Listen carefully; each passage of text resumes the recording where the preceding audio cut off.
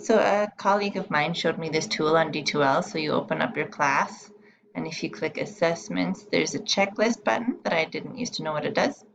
So I click on it. I made one called Science 9, very clever. Yes, I know. And that's the wrong button.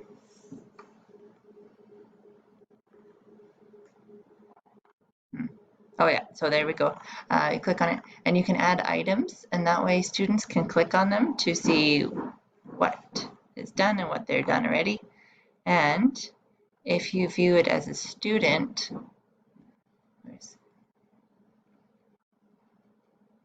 and you click checklist,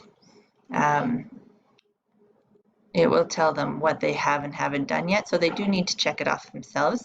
And you can add other information like where's the instructions for the assignment, or a video for YouTube, or whatever it may be. So they can click the items showing when they're done. And if you put in the calendar when things are due, that will be helpful as well.